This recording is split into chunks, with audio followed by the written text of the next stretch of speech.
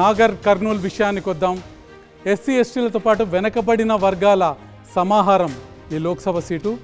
2019లో BRS అభ్యర్థి పోతుగంటి రాములు ఇక్కడి నుంచి విజయం సాధించారు. కాంగ్రెస్ అభ్యర్థి మల్లు రవి రెండో స్థానంలో నిలిచారు. ప్రస్తుతం కాంగ్రెస్ నుంచి మల్లు రవి, బీజేపీ నుంచి పోతుగంటి భరత్, బీఆర్ఎస్ నుంచి ఆర్ఎస్ ప్రవీణ్ కుమార్ బరిలో ఉన్నారు. వీరిలో మల్లు రవి మాల సామాజిక వర్గం నుంచి ఉంటే పోతుగంటి భరత్, ఆర్ఎస్ ప్రవీణ్ కుమార్లు మాదిగ సామాజిక వర్గం నేతలుగా ఉన్నారు. కాంగ్రెస్ అభ్యర్థి మల్లు రవి రాజకీయ కుటుంబ వారసత్వం నుంచి వచ్చారు. 2 సార్లు ఎంపీగా కూడా పనిచేశారు. ఇక బీజేపీ పోతుగంటి భరత్ తొలిసారి ఎన్నికల్లో పోటీ చేస్తున్నారు. తండ్రి రాములు 3 సార్లు ఎంపీగా ఉన్నారు, కానీ భరత్ మాత్రం మొదటిసారి ఇక్కడి నుంచి పోటీ చేస్తున్నారు. బీఆర్ఎస్ అభ్యర్థి RS Praveen Kumar retired IPS అధికారి, బీఎస్పీ రాష్ట్ర అధ్యక్షుడిగా పనిచేశారు.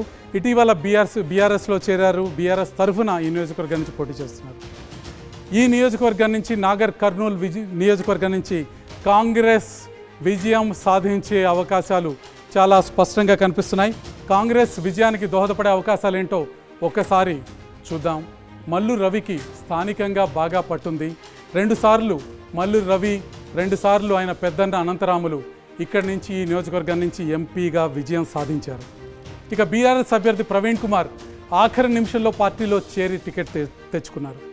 ఆయన చాన్నాళ్ల పాటు సిర్పూర్ అసెంబ్లీ మీద ఫోకస్ చేశారు. నాగర్ కర్నూలులో పెద్దగా ఆయనకి ప్రాతినిధ్యం లేదు. బీఆర్ఎస్ టికెట్ దక్కపోవడంతో బీజేపీలో చేరిన రాములు తన కొడుకుని బరిలో దింపారు. అయితే పెద్దగా భారతీయ జనతా పార్టీ నియోజకవర్గంలో ప్రభావం చూపించలేకపోతుంది. బీఆర్ఎస్ అభ్యర్థి ప్రవీణ్ కుమార్ ప్రభావం చూపితే మల్లు రవి గెలుపు కొంత కష్టమయ్యే అవకాశం ఉంది.